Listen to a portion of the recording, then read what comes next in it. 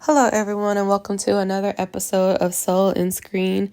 In this particular video, I will be doing a review on Tyler Perry's Zatima, season number 4, episode number 9, and let's just get straight into it. We are picking up where we left off in the last video, which was at the end of the maternity shoot. Lori comes over. And she's supposed to be meeting with Nathan at their house, at Zach and Fatima's house, to discuss kind of like, what like next steps are for them to possibly reconcile or anything like that. And so as we pick up, basically, Belinda is being messy, you know what I'm saying, as usual. Like I said in the other video, I believe Belinda is like a Karen type of character, because she had literally kicked Nathan out of her house, put him out. You need to go back to your wife and all this kind of stuff. And as soon as he basically was like, that's what I'm here to do, like, I don't want to be with you no more either.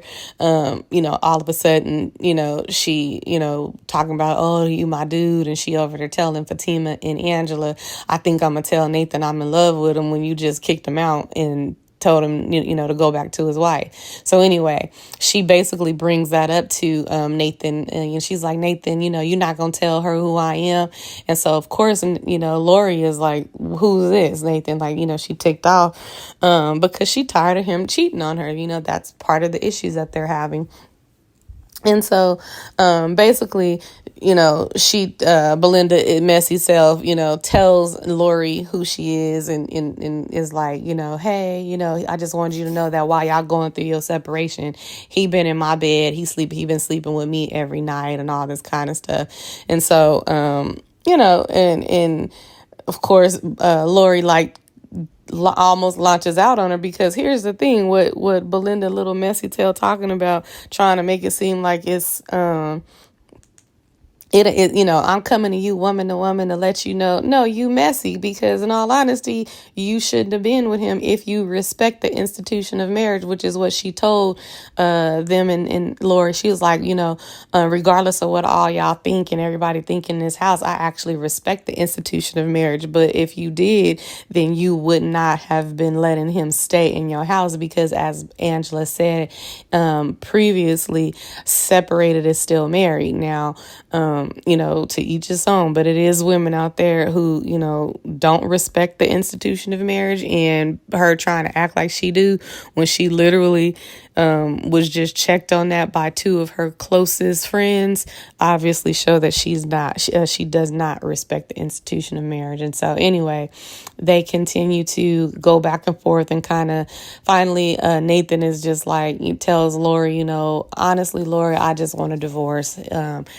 And she's like, are you serious? Like, everything that I put up with you and stuff, like, and he's just like, I'm just saying, like, we not good for, we not good. We not in a healthy situation. Like, I'm watching, I've seen a healthy relationship, and he's talking about Zach and Fatima, and he's like, compared to their relationship, we definitely not healthy. We don't.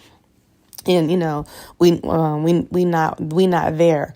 And so she's like, but you don't want to work on it. And he's like, I just basically need to work on me first. You know what I'm saying? Like, until I get better, it ain't gonna be, until I work on me, it ain't gonna be, it's gonna be difficult for basically him to like repair the marriage when he's working on himself at the same time. So she basically leaves, and Belinda, of course, was, like I said, being messy. And she was like, well, it sounded like he was choosing me. And he basically told her, I ain't choosing you either. Like, Belinda, I was just using you for a place to stay. Like, and like Angela had told her in the previous episode, like, real talk, Nathan is a homosexual. He was using you for a place to live. He go from couch to couch, bed to bed.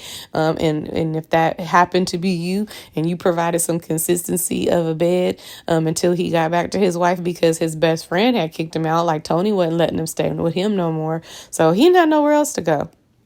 And so, basically he did apologize to her. He was like, I'm sorry I used you. I was wrong, but I was using you. Like, I ain't into you like that either.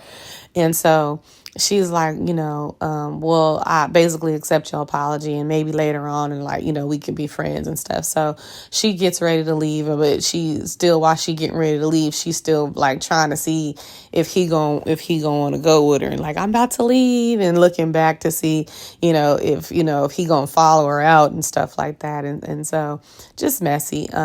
Anyway, basically after that, Angela is like, well, actually, Fatima says something to him about, to Zach, like, let's talk about these strippers that supposedly happened again. And he's like, that wasn't me. And so, they have a little funny moment where she kind of checks Tony.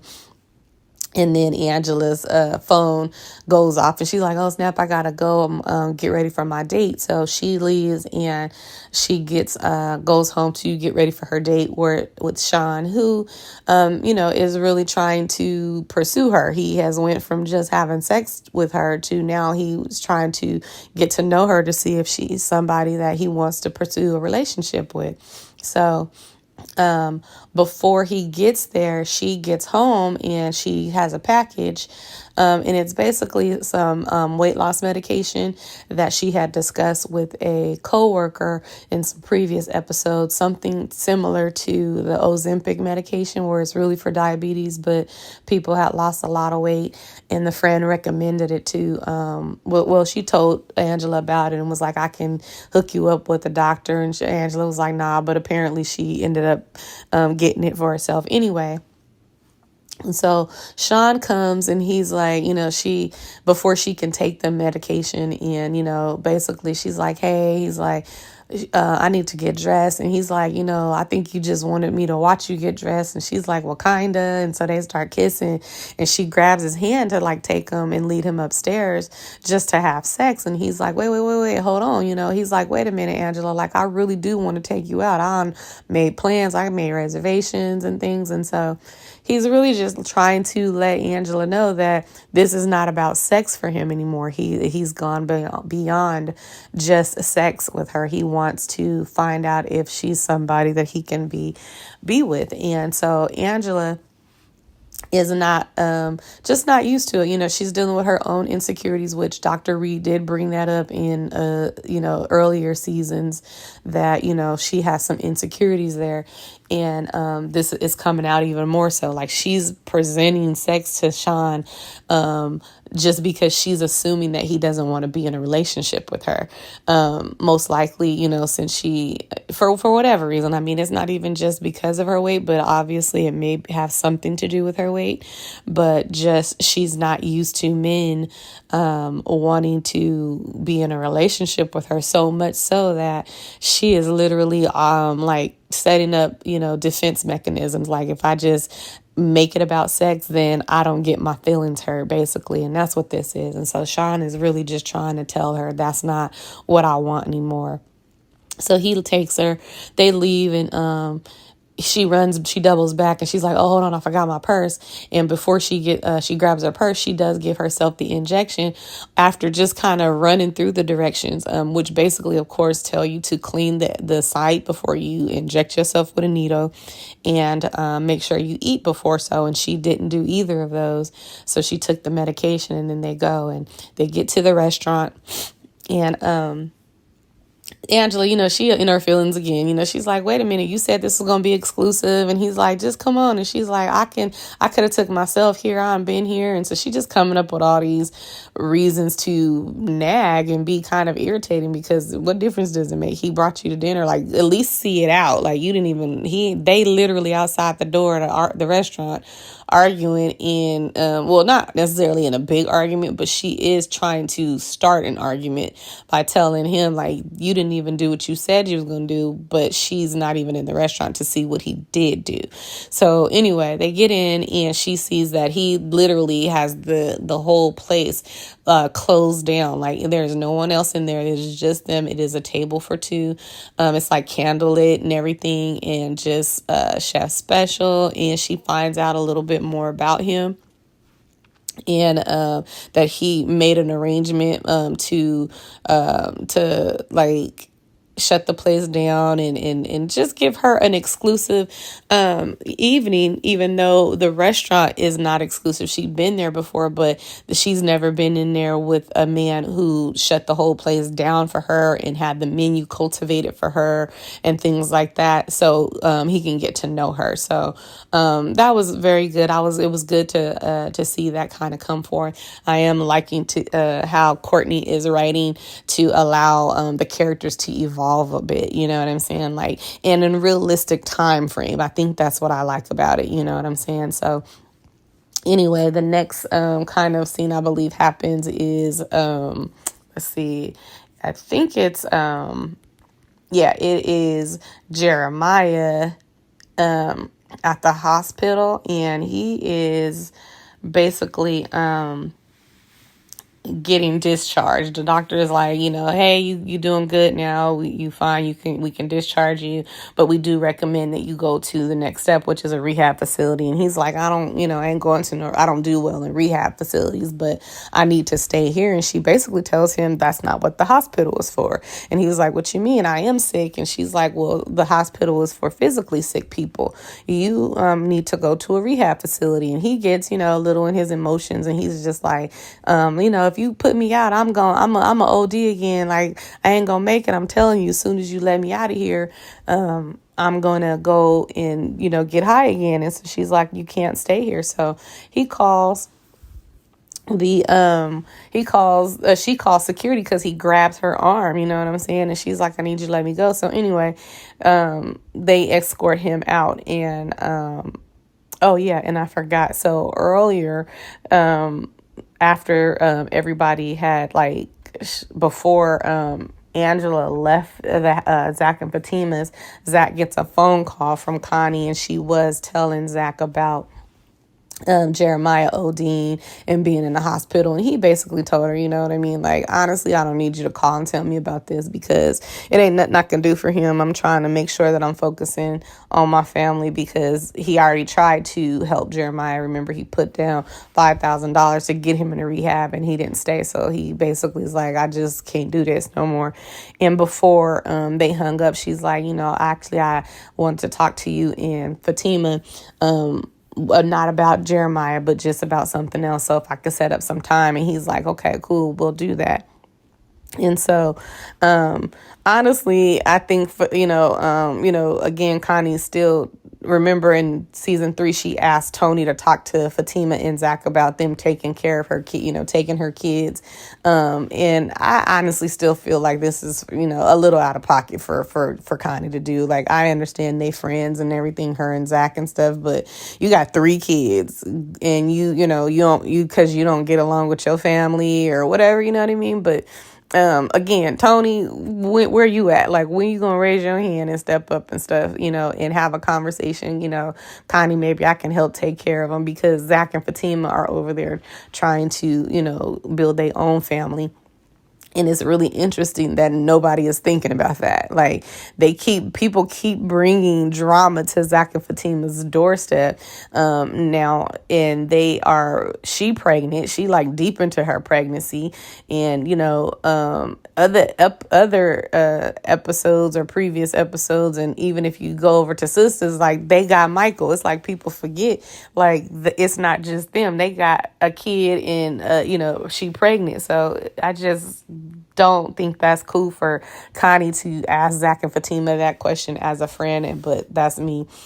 She hasn't done it yet, but she did ask Tony in season 3 to ask them. So I think this is where she's getting ready to tell Zach and Fatima about the cancer and see if they can have it, and especially knowing what happened. So if you fast forward a little further into the episode, of course, Connie is falling asleep because she just got back from a treatment, right? And she's exhausted, so she's on the couch, and somehow, some way, a fire started.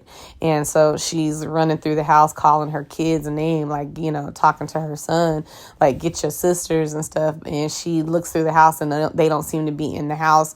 So that means they got out the house and she didn't know. And so she's literally calling everybody. When she gets out, she's like, has anybody seen my kids? This and this and this. And so that's why I think, it's getting closer to her actually having to tell Zach and Fatima, first of all, that she has the cancer, and then ask them. So anyway, that's it for Connie. Then you kind of go and pick up back with Zach and Fatima after all the drama has gone on. You can see Zach is cleaning up the kitchen and getting the house back in order while Fatima is relaxing with her feet up on the couch, and he's like, the house is in order. And she's like, thank you. And they have a little moment where she's apologizing to him and just tells him, thank you. You really are, helping out, and I appreciate it. You are the man who I need you to be right now, And so she's, just kind of giving him his, his flowers and loving on him and appreciating him, and he's like, I got you, babe, And so he's like, you hungry? And she's like, yeah. So then they have a moment like, what you want to eat? And, they run through a whole bunch of, I don't know what you want to eat. I don't know what you want to eat. Let's pick anything. You want some chicken? Nah, and so he runs through all this stuff. And then he's like, you know what? When you figure out what you want to eat, you let me know, because I'm gonna go get in the shower. And so, he runs and he gets in the shower, and she, you kind of fast forward into the evening a little bit more, and she's like, calling up to him. She's like, babe, the food is here. And he's like, okay, cool. And he's like, hold on, I'm coming. And she's, she gets up and she goes over to the door. She's deep in her pregnancy. I honestly feel like Fatima about 6 months pregnant right at this point.